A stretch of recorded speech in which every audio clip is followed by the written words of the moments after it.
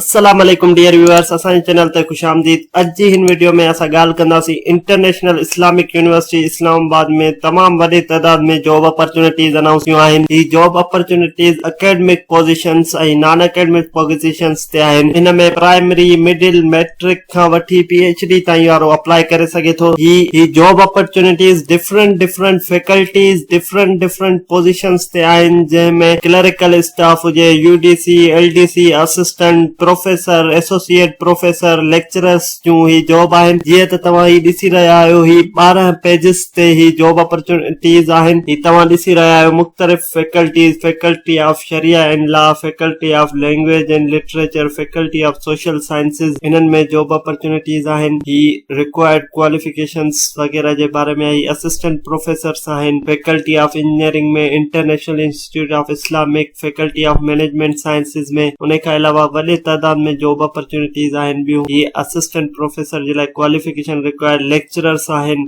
Lab engineer आहिनि। उन खां पोइ नॉन एकेडमिक पोजीशंस आहिनि, जंहिंमें डायरेक्टर BPS 20 जी आहे, डिप्टी डायरेक्टर्स आहिनि, असिस्टेंट डायरेक्टर आहिनि, लॉ ऑफिसर आहिनि, असिस्टेंट प्रोग्रामर आहिनि, असिस्टेंट नेटवर्क सिस्टम एडमिनिस्ट्रेटर आहिनि, असिस्टेंट सिक्योरिटी ऑफिसर्स आहिनि। ईअं तव्हां ॾिसी रहिया ही काफ़ी तादाद में जॉब अपॉर्चुनिटीज़ हुयूं। ही एडवर्टाइज़मेंट तव्हांखे इस्लामिक यूनिवर्सिटी जी ऑफिशियल वेबसाइट तां मिली वेंदी। हाणे इन जी इंपॉर्टेंस इंस्ट्रक्शंस ते बारे में ॻाल्हायूं था। हिननि में अप्लाई करण जे लाइ डिफरेंट पोजीशंस ते डिफरेंट फीस रखियल आहिनि ऐं अप्लाई www.hrm.iiu.edu.pk ते वञी ऑनलाइन कबो ऐं ऑनलाइन अप्लाई करण जी जेका लास्ट डेट आहे उहा 20 सेप्टेम्बर आहे। अगरि जेकॾहिं तव्हां BPS 7 खां वठी BPS 11 जे विच में अप्लाई कयो था त हुन जे लाइ तव्हांखे 500 रुपया फी पे करणी पवंदी। अगरि जेकॾहिं तव्हां BPS 14 खां वठी BPS 16 ताईं अप्लाई कंदव त तव्हांखे 1000 रुपयो पे करणो पवंदो ऐं उन खां अलावा BPS 17 जे लाइ 1500 रुपया फी आहे, BPS 18 ऐं 19 जे लाइ 3000 फी आहे, BPS 20 ऐं 21 जे लाइ 5000 रुपया फी आहे। हाणे हिन में अप्लाई करण जे लाइ असां www.hrmiu.edu.pk ते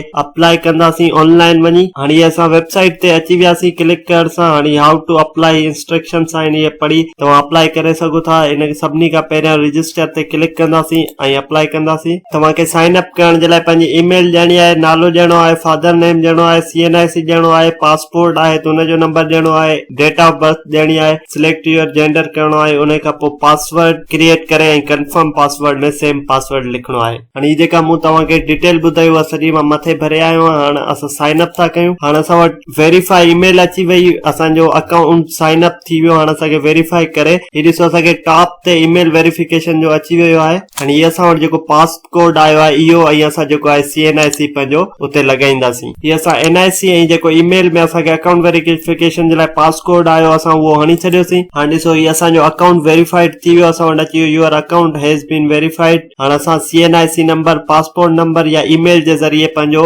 अकाउंट खोले सघूं था ऐं हुन सां गॾोगॾु जेको असां पासवर्ड क्रिएट कयोसीं हिन पोर्टल जे लाइ उहो लिखी करे हाणे असां पंहिंजो अकाउंट खोले ऐं फॉर्म फिल कंदासीं। हाणे असां NIC हणियोसीं ऐं पासवर्ड लॻायोसीं। हाणे लॉगिन था कयूं असां। हीअ असांजो अकाउंट ओपन थी वियो ऐं अगरि जेकॾहिं तव्हांखे एकेडमिक पोस्ट जे लाइ अप्लाई करणो आहे तिते क्लिक करणो आहे। अगरि जेकॾहिं नॉन एकेडमिक पोस्ट जे लाइ अप्लाई करणो आहे तिते क्लिक करणो आहे।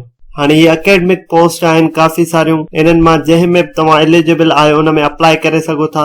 1 2 3 4 5 ईअं 16 पेजिस आहिनि एकेडमिक पोस्ट जा। डिफरेंट लेक्चरर, एसोसिएट प्रोफेसर तक़रीबन हर फैकल्टी में आहिनि। इंजीनियरिंग फैकल्टी हुजे, मैनेजमेंट साइंस फैकल्टी हुजे। फॉर एग्जांपल केरु इंग्लिश में अप्लाई करणु चाहे थो त अप्लाई नाउ ते क्लिक कंदो। हाणे ॾिसो, अप्लाई करण महिल तव्हांखे ॿुधाए थो कहिड़ी क्वालिफिकेशन रिक्वायर्ड आहे। उन खां पोइ प्रोसीड फर्दर कंदासीं। उन खां पोइ जीअं ऑनलाइन फॉर्म हूंदो आहे हर जॉब जे लाइ, ईअं ही फॉर्म अची वियो। हिते तव्हांखे पिक लॻाइणी आहे ऐं तव्हांखे पंहिंजूं डिटेल्स ॾियणियूं आहिनि पूरियूं जेके बि आहिनि हिन फॉर्म में रिक्वायरमेंट। उन खां पोइ तव्हां सेव एंड नेक्स्ट कंदा वेंदा ऐं तव्हांजो फॉर्म फिल थी वेंदो। उमेद था कयूं तव्हांखे सम्झ में अची वियो हूंदो इंटरनेशनल इस्लामिक यूनिवर्सिटी में अप्लाई कीअं कजे। मज़ीद इंफॉर्मेटिव वीडियोस जे लाइ असांजे चैनल खे लाइक कयो, सब्सक्राइब कयो, जीअं असांजी ईंदड़ हर वीडियो मां ते पहुची सघे। अल्लाह हाफ़िज़।